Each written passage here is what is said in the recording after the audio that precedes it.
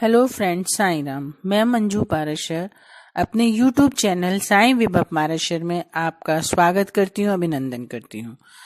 आज हम बात करेंगे गणेश उत्सव के उपलक्ष्य में कि हमारे कार्यों में हो सद्बुद्धि का प्रयोग। ज्ञान के द्वारा ही कोई व्यक्ति जीवन की जटिलताओं के बावजूद अपने लिए सही राह का चयन कर ही लेता है। इसी को सद्ज्ञान कहते हैं। ज्ञान की वाहक है बुद्धि। हम सभी बुद्धि द्वारा ही संचालित होते हैं। बुद्धि द्वारा ही जगत के सभी कार्य संपन्न होते हैं। शायद यही कारण है ईश्वर ने मनुष्य के मस्तिष्क को अपने सबसे ऊपर स्थान दिया है। संभवतः यही कारण है कि बुद्धि के देवता गणेश जी को सर्वप्रथम पूजने का विधान बना। हमारे अध्यात्म में बुद्धि की महत्ता को सिद्ध करने का यह एक विशेष प्रयोजन है। गणेश जी हमें संदेश देते हैं कि बुद्धि का किस तरह उपयोग किया जाए, क्योंकि यदि हमारे अंदर सद्बुद्धि है तो हम अच्छे कार्यों की ओर अग्रसर होते हैं। वहीं दुर्बुद्धि है तो हमें गलत कार्यों की तरफ प्रवृत्त करती है। गलत काम भले ही बुद्धि से किए गए हों, लेकिन उनका परिणाम हमेशा गलत ही होता है। गलत काम करने वालों को जीवन में कभी शांति नहीं मिलती। ऐसे में हम गलत रास्ते पर ना चलें, यह जरूरी है। गणेश पूजा का मतलब यही है, हम बुद्धि को महत्वपूर्ण माने, लेकिन हमारे कार्यों और व्यवहार में सद्बुद्धि की छाप हो। साइंस और टेक्नोलॉजी दोनों बुद्धि के ही तो उदाहरण हैं। दोनों ही ने हमारे जीवन को बहुत इजी बनाया है, लेकिन हमें टेक्नोलॉजी का यूज भी इस प्रकार करना चाहिए कि अपने और दूसरों के जीवन में खुशियां ला सकें। यह हमें गणेश जी से ही सीखने को मिलता है कि हम सदैव बुद्धि को पॉजिटिव कार्यों में ही लगाएं।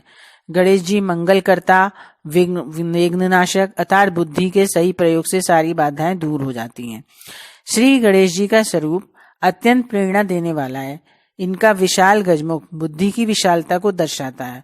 उन्होंने मस्तक पर चंद्रमा को धारण किया हुआ है। चंद्रमा शीतलता का प्रतीक है। बुद्धि तभी सही ढंग से कार्य करती है जब हम दिमाग ठंडा रखें, यानी कि अपने माइंड को कूल रखें। ठंडे दिमाग से किए गए कार्य अधिक बेनिफिट होते हैं।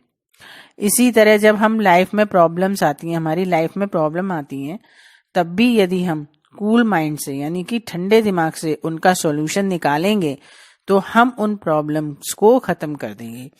गणेश जी के कान नाक विशाल हैं, बहुत बड़े हैं, जबकि मुंह उनसे बहुत छोटा है। इसका मतलब यह है कि व्यक्ति को सभी की बातें सुननी चाहिए और कंडीशन को सूंघ लेना चाहिए, यानी कि जो भी परिस्थिति हो उसको सूंघ लेना चाहिए। और हमें जो भी बात बोलें उसे कम और तोल परख कर सोच समझ कर बोलें। जो बुद्धि का सम्मान करता है, बुद्धि को सद कार्यों में लगाता है, वह बुद्धिमान इंटेलिजेंट कहलाता है। शास्त्रों के अनुसार भाद्रपद शुक्ल चतुर्थी के दिन बुद्धि के देवता श्री गणेश जी का जन्म हुआ था, यानी कि गणेश जी की बर्थडे होती है इस दिन गणेश जी की विधि विधान से पूजा की जाती है। गणेश उत्सव मनाया जाता है। इस बार कोरोना टाइम में भले ही समारोह पूर्वक उत्सव हम ना मना सकें, लेकिन हमें घर पर गणेश जी की पूजा प्रार्थना करनी चाहिए और गणपति के संदेश को समझना चाहिए कि हम अपनी बुद्धि को सद कार्यों में, सही कामों में लगाएं, सही रास्ता चुनें, सही कार्य करें और दूसरों को भी ऐसा करने को प्रेरित करें। इसके लिए सबसे पहले वीडियो को लाइक शेयर करें, चैनल को सब्सक्राइब करें, कमेंट्स बॉक्स में साईं राम लिखें। Sai Ram, Sai Ram, Sai Ram. Thank you to all.